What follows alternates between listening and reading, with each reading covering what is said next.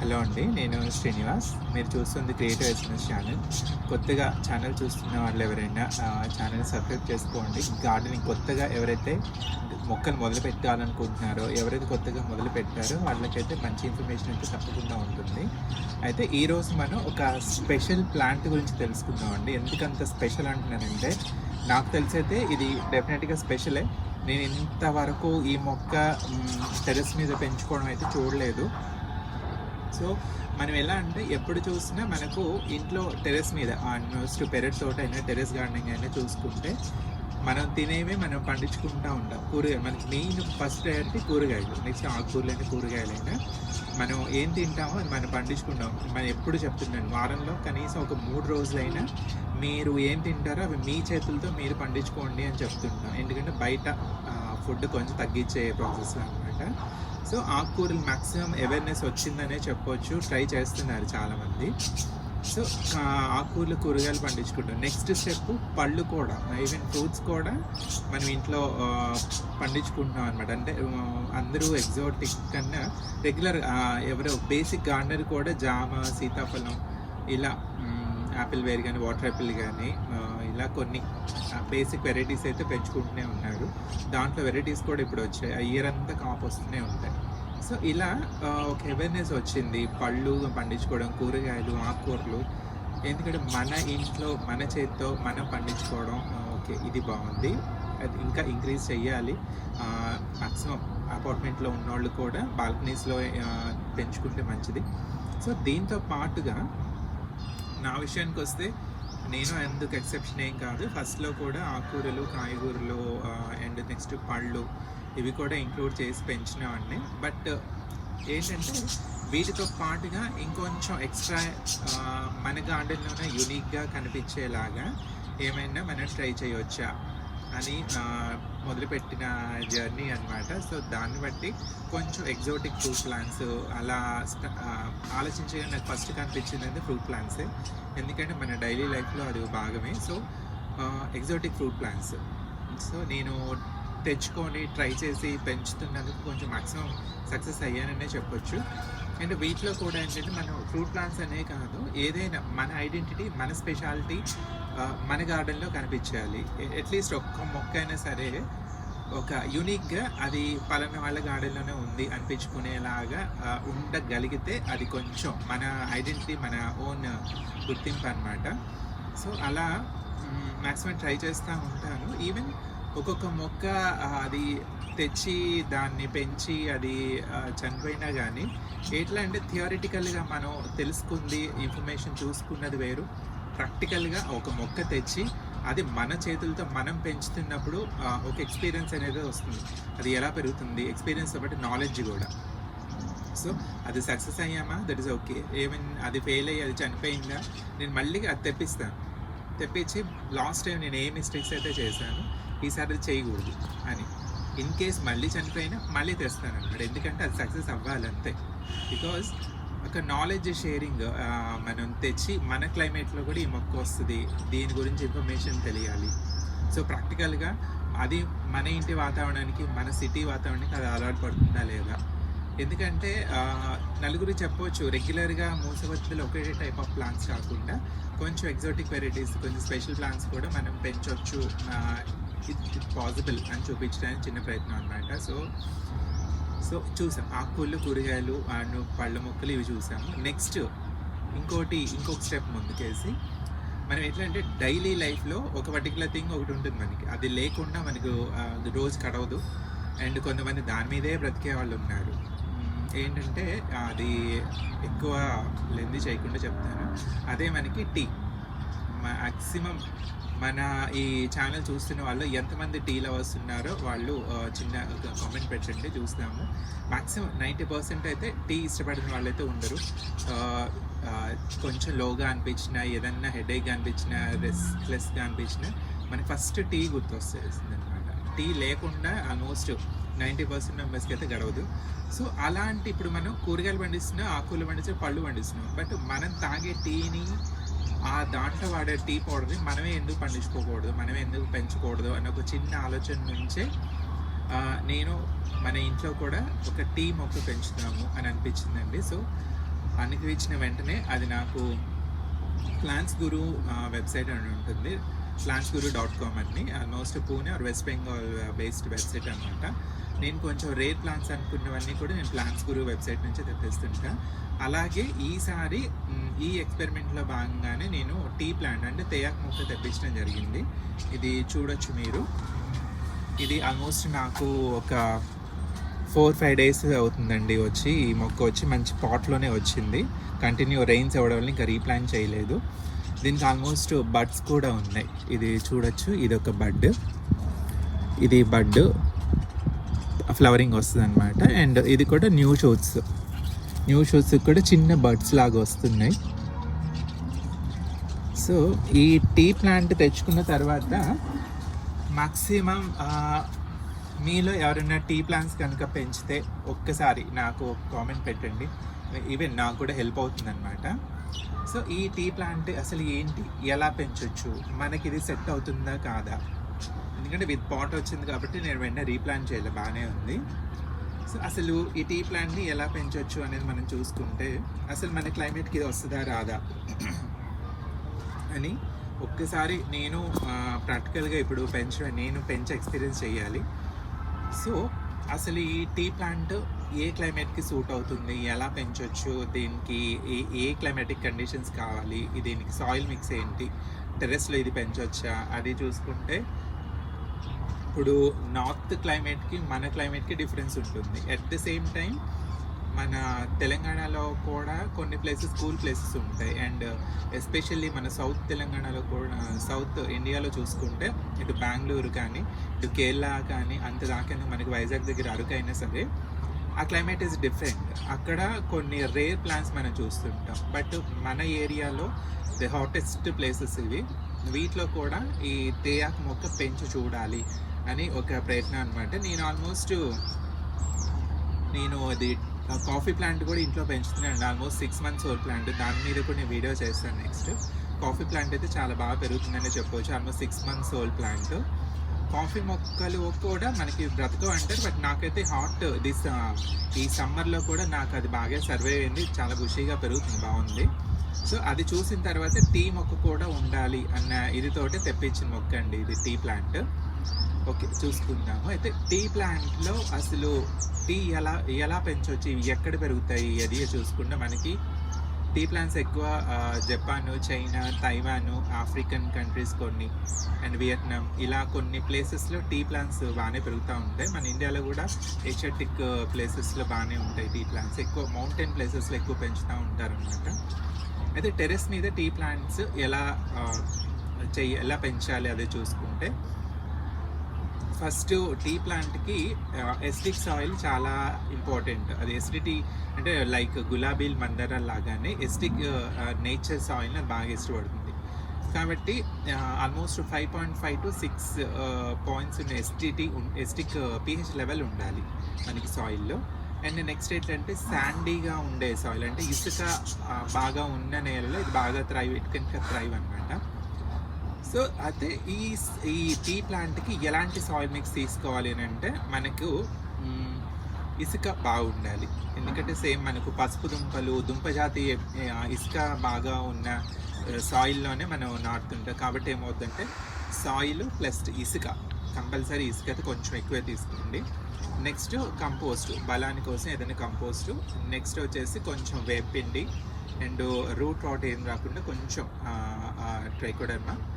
And వాటితో పాటుగా next మనకి ఇందాక చెప్పుకున్నట్టే మనకి వెల్ డ్రైడ్ సాయిల్ ఉండాలి. అట్ ద సేమ్ టైం దానికి కొంచెం తేమ అనేది వాటర్ రిటెన్షన్ కూడా మనకు అవసరమే. కాబట్టి కొంచెం కోకోపీట్, ఇసుక ఎక్కువ కలిపి కోకోపీట్ కొంచెం తక్కువ కలిపాలి. సో సాయిల్, కంపోస్టు అండ్ ఇసుక, కొంచెం వేపిండి, కొంచెం ట్రైకోడర్మా అండ్ నెక్స్ట్ ఇది మనకి కోకోపీట్ లేదు మా దగ్గర, పర్లైట్ ఉన్నా వర్మిక్యులేట్ అయినా ఏదైనా, బట్ కోకోపీట్ బాగా అందరికీ అందుబాటులో ఉంటుంది, అందరికి తెలిసింది కాబట్టి కొంచెం కోకోపీట్ కలపండి చాలు.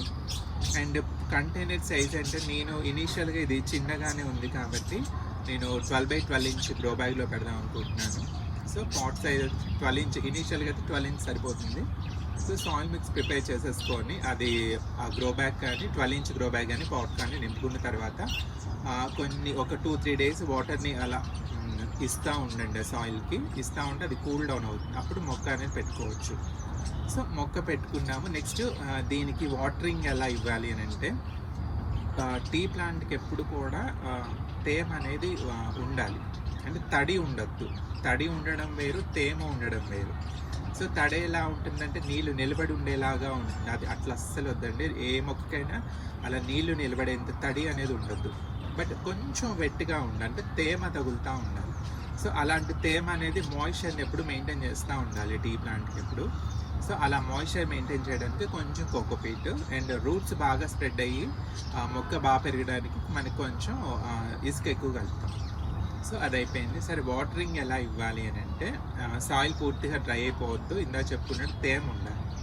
కాబట్టి రెగ్యులర్గా అయితే వాటర్ ఇవ్వండి, ఎక్కువ ఇవ్వద్దు. సాయిల్ ఎప్పుడు కొంచెం మాయిశ్చర్ మెయింటైన్ అయ్యేలాగా మాత్రం ఇవ్వండి.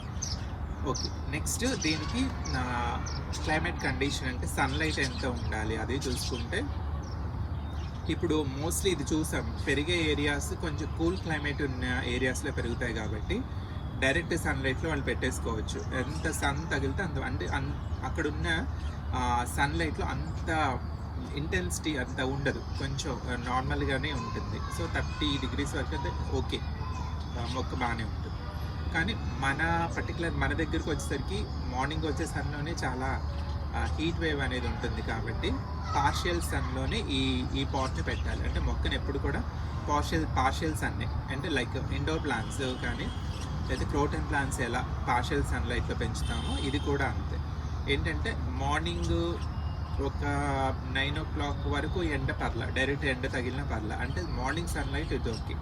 బట్ ఆ తర్వాత మాత్రం ఎండ అస్సలు తగలొద్దు. అలా అని చెప్పేసి కంప్లీట్ షేడ్లో వద్దు, బ్రైట్ ఇండైరెక్ట్ సన్లైట్ అయితే కావాలి. So bright indirect sunlight, morning sunlight it's okay, పెంచవచ్చు, బాగానే వస్తుంది.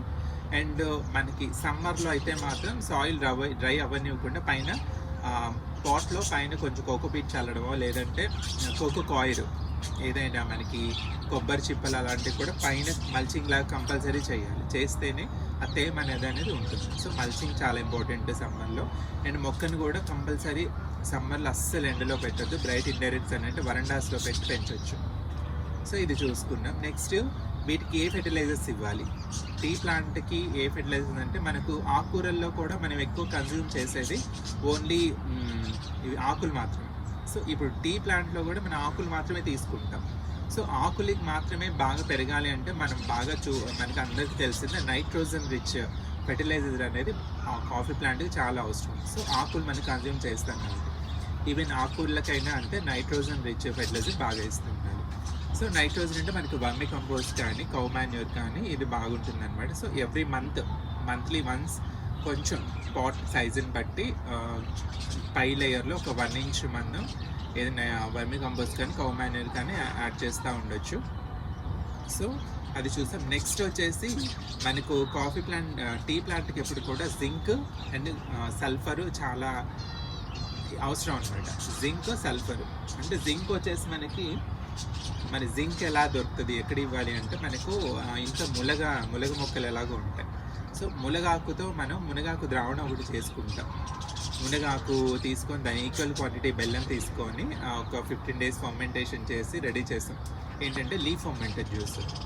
సో అలా చేసుకున్న వాళ్ళైతే ఇవ్వచ్చు. లేదు అలా మేము చేయట్లేదు అనుకున్నప్పుడు మునగ ఆకుల వరకు తీసుకొనైనా కొంచెం సాయిల్ లూజ్ చేసి ఆకులైనా పైన ఇచ్చేసేయచ్చు, ఆల్మోస్ట్ జింక్ అందుతుంది.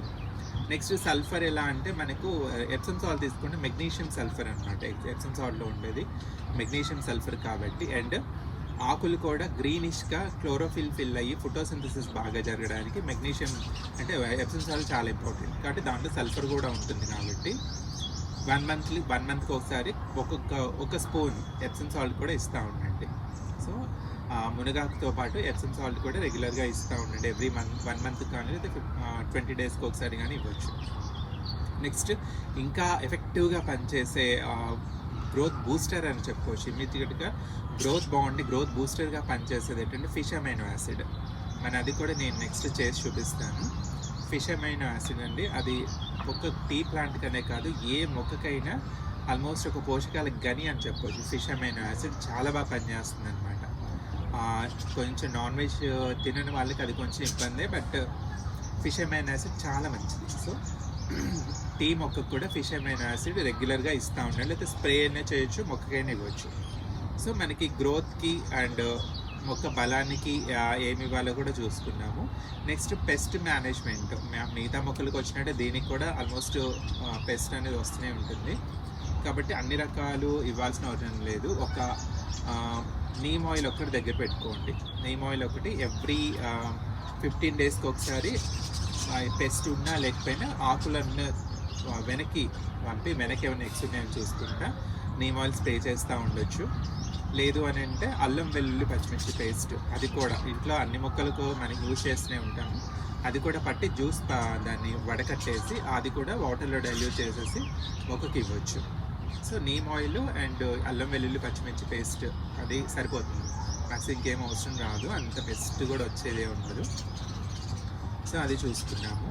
నెక్స్ట్ ఈ మొక్కకి అసలు హార్వెస్టింగ్ ఎప్పుడు ఎలా తీసుకోవాలి, ఎప్పుడు ఇది అని అంటే మనకి ఆల్మోస్ట్ పసుపులాగా 7 to 8 monthస్లో హార్వెస్ట్ చేసేసేయచ్చు మొక్కనంటే. మనం ఆకులే మనం తీసుకుంటూ ఉంటాం కాబట్టి 7 to 8 monthస్లో మనకు ఆకులు తీసేసుకోవచ్చు, మనకి రెడీ అవుతాయి. ఎందుకంటే ఎప్పుడైతే కూరగాయలైనా పళ్ళైనా అవి పిందె పడిన దగ్గర నుంచి అవి పక్వానికి వచ్చే వరకు ఎలా అయితే మనం వెయిట్ చేస్తామో, ఈ 6 to 7 monthsలో టీ మొక్కకి ఆకుల్లో ఆ ఫ్లేవర్ అనేది వచ్చేస్తుంది. కాబట్టి మెచ్యూర్డ్ స్టేట్ అనేది అంటే ఆల్మోస్ట్ 7 to 8 months. అప్పుడు మనం పైన ఆకులు అయితే తీసుకున్నాం కానీ తీసేసుకోవచ్చు. ముందు అంటే అంత ఫ్లేవర్ రాకపోవచ్చు. అండ్ హార్వెస్టింగ్ కూడా చూసుకున్నాం. ప్రూనింగ్ అంటే ఒక చెట్టు బాగా పెరిగింది అనుకున్నప్పుడు ప్రూన్ చేస్తూ ఉండొచ్చు. ఇట్లాగా ప్రూన్ చేసినా మనకి ఎలాగో టీకి పనికి వస్తాయి. సో ఇది చూసుకున్నాం. అయితే అసలు టీ ప్లాంట్లో ఎన్ని రకాలు ఉంటాయి, అవి ఎక్కడెక్కడ పెరుగుతాయి, ఎలా పెంచవచ్చు ఏంటి, ఇది చూసుకుంటే టీ ప్లాంట్స్లో మెయిన్గా మనకి 2 రకాలు ఉంటాయండి. అవి ఎట్లా అంటే ఫస్ట్ వచ్చేసి కెమీలియా సెవెన్సిస్ వర్, కెమీలియా సెవెన్సిస్ వర్ ఒకటి, అండ్ కెమీలియా సెవెన్సిస్ అసామికా, ఇలా 2 రకాలు. అయితే ఫస్ట్ది ఎలా అంటే కెమీలియా సెవెన్సిస్ వర్ ఎలా అంటే దీంట్లో ఇది కూడా హార్డీ వెరైటీ అన్నమాట. అండ్ ఆకులు కూడా కొంచెం చిన్నగానే ఉంటాయి, పెద్దగా ఏం పెరగవు. అండ్ ఇది హార్డీ వెరైటీ. దీనికి ఫ్లేవర్ కూడా ఎట్లా అంటే కొంచెం మైల్డ్గా ఉంటుంది, బాగా సివియర్గా ఏముండదు, చాలా మైల్డ్గా ఉంటుంది. సో ఇది హార్డీ వెరైటీ. అండ్ ఆకులు కూడా చిన్న సైజు ఉంటాయి అండ్ ఫ్లేవర్ చాలా మైల్డ్గా ఉంటుంది. ఇది ఎక్కువ మనకి green tea and white tea ఈ 2టికి తయారు చేయడానికి అలా కెమీలియా సెవెన్సిస్ వర్ అనేది యూజ్ చేస్తారు. ఇది ఫస్ట్ వెరైటీ. నెక్స్ట్ ఇది వచ్చేసి కెమీలియా సెవెన్సిస్ అసామికా. ఈ అసామికా అంటే పేరులోనే ఉంది అసామికా అని. ఇది ఈ సెకండ్ వెరైటీ ఎలా అంటే ఆకులు అనేవి చాలా పెద్దగా ఉంటాయి. ఇది ట్రాపికల్ వెరైటీ అన్నమాట. ఆకులు చాలా పెద్దగా ఉంటాయి, మన ఇండియాలో ఎక్కువ కనిపిస్తూ ఉంటుంది. అండ్ పేర్లో అసామికా అని ఉంది. సో అసామీస్ సైడ్ మనకు అస్సాం టీ బాగా ఫేమస్, ఏంటంటే ఫ్లేవరింగ్ కోసం మనం బాగా వాడతాం. So Camellia sinensis assamica second variety. ఇది ఎలా అంటే మనకి ఉలాంగ్ టీ ఒకటి, నెక్స్ట్ బ్లాక్ టీ. ఎందుకంటే వీటికి ఈ సెకండ్ వెరైటీ అసామికా వెరైటీకి చాలా రాబెస్ట్ ఫ్లేవర్ అనమాట, అంటే చాలా స్ట్రాంగ్గా ఉంటుంది ఫ్లేవర్. బాగా స్ట్రాంగ్గా ఇష్టపడే వాళ్ళు ఈ సెకండ్ వెరైటీని యూజ్ చేసుకోవచ్చు. సో ఫస్ట్ మనకి కెమీలియా సెవెన్సిస్ వచ్చేసి మనకి green tea and white tea చేస్తే, నెక్స్ట్ కెమీలియా సెవెన్సిస్ అసామికా వచ్చేసి మనకి బ్లాక్ టీ వచ్చేసి ఉలాంగ్ టీ, అస్సామీస్ టీ ఇది తయారు చేస్తారు. ఎందుకంటే దీంట్లో ఫ్లేవరింగ్ కలర్ బాగా ఇంపార్టెంట్. సో అది అయిపోయిన తర్వాత అసలు మనకు దీని నుంచి అసలు తయారు చేసే టీలు ఎలా తయారు చేస్తాం అది చూసుకుంటే మనకు ఫస్ట్ ఎలా అంటే గ్రీన్ టీకి వచ్చేసి మనం చూసుకున్నాం ఇందాక, చాలా కోల్డ్ కంట్రీస్లో క్లైమేట్ కూల్ ఉన్న చోట పెంచుతాం, ఓపెన్గానే పెంచుతూ ఉంటారు tea fields. So green tea తయారు చేయడానికి ఎలా అంటే లీవ్స్ టిప్స్ ఏవైతే చివర్లో ఉంటాయి అంటే పైన ఉండేవి, ఏవైతే సన్కి బాగా ఎక్స్పోజ్ అయి ఉన్నాయో ఆ సన్కి ఎక్స్పోజ్ అయిన లీవ్స్ని తీసుకుంటారు. అంటే మోస్ట్లీ టిప్స్ దగ్గర ఉన్న లీవ్స్ అన్నమాట. ఏ టిప్స్కి అయితే బాగా సన్ బాగా తగులుతుందో, అంటే మన దగ్గర ఉండే సన్ కాదు, వాళ్ళ దగ్గర ఉండే సన్, అక్కడ అంత ఇంటెన్సిటీ ఉండదని చెప్పుకున్నాం కాబట్టి సన్ బాగా తగులుతున్న టిప్స్ని ఆకుల్ని తీసుకొని ఆకుల్ని ఏం చేస్తారు అంటే ఆల్మోస్ట్ ఒక ఫ్యూ అవర్స్ ఇంట్లో షేడ్లో అలా పెట్టేసి ఉంచుతారనమాట. అవి కొంచెం డ్రై అయినట్టుగా అయిన తర్వాత వాటిని తీసుకొని మనకి ఫ్రై ప్యాన్లో కొంచెం బాయిల్ లాగా అంటే వేపినట్టు చేస్తారు కొంచెం. ఆ తర్వాత బేకింగ్ షీట్ మీద ఈ లైట్గా వేపిన వాటిని బేకింగ్ షీట్ మీద పరిచి మనకి ఓవెన్లో ఆల్మోస్ట్ 100 డిగ్రీ ఫారెన్హీట్లో కొంచెం బేక్ చేస్తారు. లైట్గా బేక్ చేసి మళ్ళీ దాన్ని తీసి అలా కొన్ని రోజులు ఉంచిన తర్వాత, అంటే ఒక ఫ్యూ అవర్స్ అలా ఉంచిన తర్వాత అవి మనకి గ్రీన్ టీకి అవి రెడీ అవుతాయి. అప్పుడు వాటిని తీసి మనం స్టోర్ చేసుకోవచ్చు. సో గ్రీన్ టీకి వచ్చేసి ఎప్పుడు కూడా సన్ బాగా తగిలిన చివరి టిప్స్లో ఉండే ఆ లీవ్స్ని తీసుకుంటారు. చిన్నగా ఉన్న లీవ్స్ని తీసుకొని దాన్ని రూమ్ టెంపరేచర్లో కొన్ని గంటలు అలా వదిలేసి తర్వాత దాన్ని కొంచెం ఫ్రై ప్యాన్లో కొంచెం ఫ్రై చేసి నెక్స్ట్ ఓవెన్లో కూడా కొంచెం స్టీమ్ చేసిన తర్వాత స్టోర్ చేస్తాను. అది గ్రీన్ టీకి. నెక్స్ట్ వచ్చేసి మనకి బ్లాక్ టీ కోసం మనం ఏం చేస్తామంటే వాళ్ళు బాగా మొక్క పెరిగి మెచ్యూర్డ్ లీవ్స్ ఉంటాయి, అంటే బాగా థిక్గా ఉన్నాయి, ఇట్లా గ్రీనిష్గా ఉన్న లీఫ్ అనమాట. ఇలా గ్రీనిష్గా మెచ్యూర్డ్ లీవ్స్ మాత్రమే తీసుకుంటారు. తీసుకొని వాటిని చేతిలోనే ఆకులన్నీ చేతిలోనే ఇలా రోల్ చేస్తూ ఉంటారు అనమాట. అలా రోల్ చేస్తూ ఉన్నప్పుడే ఒక రకమైన బ్లాకిష్ వచ్చేస్తుంది. సో బ్లాక్ టీకి మనకి బ్లాక్గానే ఉండాలి కాబట్టి ఈ మెచ్యూర్డ్ లీవ్స్ తీసుకొని చేతుల్ని రోల్ చేస్తాం, మడత పెట్టినట్టుగా చేస్తూ ఉంటే అది బ్లాకిష్ వచ్చేస్తాయి. వచ్చిన తర్వాత వాటిని కొంచెం సన్లో ఒక రోజంతా అలా ఉంచేసిన తర్వాత ఇంకొంచెం డార్క్గా రెడీ అవుతాయి అన్నమాట. ఆ డార్క్గా రెడీ అయిన తర్వాత వాటిని కాసేపు ఫ్రైయింగ్ ప్యాన్లో ఇలా చేసేసి కొంచెం వేపినట్టు చేసేసి నెక్స్ట్ ఓవెన్లో బేక్ చేస్తారు. సేమ్ ప్రాసెస్ అయితే అదే, బట్ గ్రీన్ టీకి అయితే లేత ఆకులు తీసుకుంటాము, ఈ బ్లాక్ టీకి మాత్రం మెచ్యూర్డ్ లీవ్స్ తీసుకుంటాము. నెక్స్ట్ది వచ్చేసి వైట్ టీకి ఎలా అంటే చివరి టిప్స్ ఏంటంటే ఇంకా ఆకులు కూడా పూర్తిగా ఓపెన్ అవ్వవు, అంటే చివరి ఉన్న చిగుళ్ళు అనమాట. పూర్తిగా ఓపెన్ అవ్వని చిన్న టిప్స్ లాంటి చిగుళ్ళని తీసుకుంటారు. ఇది కొంచెం సింపుల్ ప్రాసెస్. ఆ చిగుళ్ళని తీసుకొని బయట ఒక 3 days అట్లా వడలిపోయేదాకా ఓపెన్ సన్లోనే వదిలేస్తారు. ఒక మంచం మీద పరిచి వదిలేస్తారు అనమాట. అవన్నీ వాడిపోయినట్లు అవుతాయి. వాడిపోయిన తర్వాత వాటిని తీసుకొచ్చి మనకి బేక్ చేస్తారు. ఓవెన్లో బేక్ చేసి స్టోర్ చేసుకోవడం, అది వైట్ టీ. నెక్స్ట్ ఇది వచ్చేసి ఉలాంగ్ టీ అంటారు, అంటే అస్సాం టీ లైక్ అట్లా ఉంటుంది. దీనికి కూడా ఎట్లా అంటే మెచ్యూర్డ్ లీవ్సే తీసుకుంటారు, అంటే 4th టీకి మెచ్యూర్డ్ లీవ్సే తీసుకొని వాటిని కూడా ఎలా అంటే రూమ్ టెంపరేచర్లో ఒక 3 to 4 days అలా వదిలేస్తారు. అలా వదిలేసి ప్రతి గంటకు ఒకసారి వాటిని కలిగి పెడతా ఉంటే ఏమవుతుంది, వాటిలో ఫ్లేవర్ అనేది వస్తుంది, ఆక్సిడైజేషన్ అనేది జరుగుతుంది. ఎంత ఆక్సిడైజేషన్ జరిగితే దాంట్లో ఫ్లేవర్ అంతా బాగా పైకి వస్తూ ఉంటుంది అనమాట.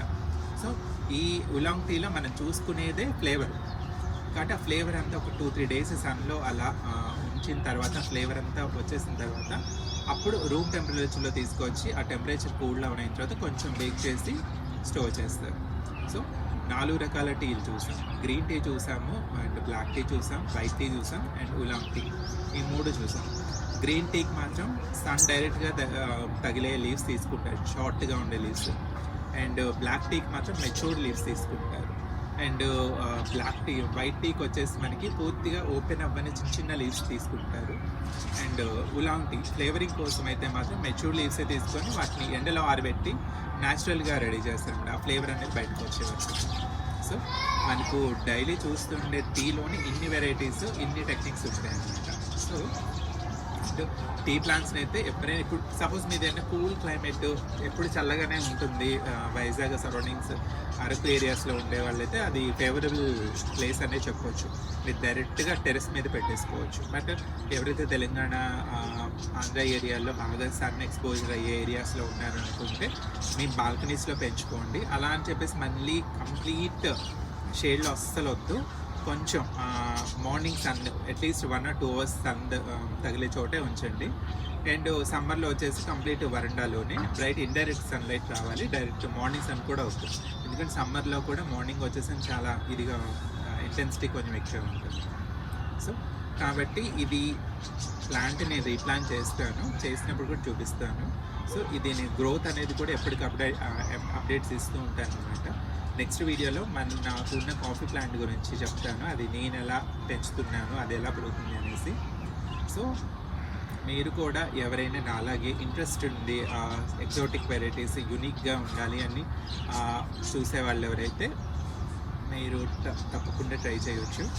సో నేనైతే ప్లాంట్స్ గురు వెబ్సైట్ నుంచి తీసుకున్నానండి టీ ప్లాంట్. హెల్దీ ప్లాంటే వచ్చింది. అండ్ టీ ప్లాంట్ కూడా ఎట్లా అంటే మన ప్రాపగేషన్ వచ్చేసరికల్లా టీ ప్లాంట్స్కి కూడా మీకు ఫ్లవరింగ్ అనేది వస్తుంది. ఇప్పుడు నాకు వచ్చిన మొక్క కూడా బడ్స్ చూపించాను, ఫ్లవరింగ్ అనేది వస్తుంది. సో ఆ ఫ్లవరింగ్ అనేది వచ్చిన తర్వాత సీడ్స్ ఫామ్ అవుతాయి. మీరు ఆ సీడ్స్ నుంచి కూడా టీ ప్లాంట్స్ని పెంచుకోవచ్చు. కానీ ఎలా అయినా కొంచెం టీ సీడ్స్ని సోక్ చేసి అది బాగా సోక్ అయ్యి నానిన తర్వాత పెట్టడం జరుగుతుంది. బట్ ఇది కొంచెం లెందీ ప్రాసెస్ అనమాట. అండ్ టైం టేకింగ్ కూడా. తప్పకుండా జనరేట్ అవుతాయి, but late process. So seeds నుంచి పెంచుకోవచ్చు. నెక్స్ట్ కటింగ్స్, టీ ప్లాంట్స్ని కూడా కటింగ్స్, కొంచెం మెచ్యూర్డ్ అయిన ప్లాంట్ కటింగ్స్ తీసుకొని, కొంచెం ముదురు కొమ్మలు అలాంటివి తీసుకొని కొంచెం అలోవెరా జ్యూస్ అది అప్లై చేసి కటింగ్స్ ద్వారా కూడా మనం టీ ప్లాంట్స్ని పెంచుకోవచ్చు. సో సీడ్ నుంచి పెంచవచ్చు, కటింగ్ నుంచి పెంచుకోవచ్చు. సో వన్స్ మన దగ్గర అది సెట్ రైట్ అయ్యి పెరిగింది అని అంటే సో మన ప్రాపగేషన్ కూడా మనమే ఇంకో నెంబర్ ఆఫ్ ప్లాంట్స్ చేసుకోవచ్చు అనమాట. సో వీలైనంత వరకు ఇంట్లో ప్రతి ఒక్కరు కూడా కూరగాయలు అండ్ ఆకుకూరలు పెంచుకోండి. దాంతో పాటుగా ఏదైనా స్పెషల్ ప్లాంట్స్ పెంచుకోవడానికి ట్రై చేయండి. So grow plants and stay healthy. Thank you.